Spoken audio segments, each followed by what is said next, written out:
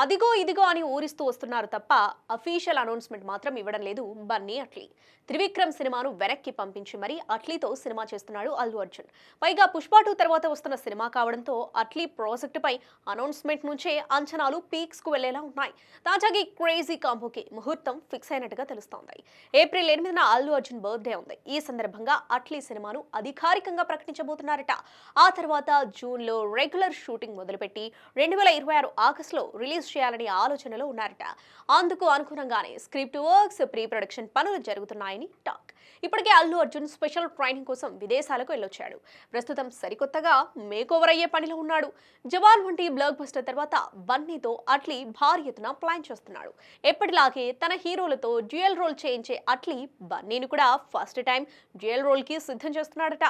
మరోవైపు ఈ సినిమాలో ఒకరు కాదు ఇద్దరు కాదు ఏకంగా 5 హీరోయిన్స్ నటించనున్నట్టుగా వార్తలు వస్తున్నాయి. మెయిన్ ఫీమేల్ లీడ్ లో జాన్వీ కపూర్ ఫైనల్ అయినట్టుగా సమాచారం. త్వరలోనే ఇలాంటి విషయాల్లో క్లారిటీ రానుంది.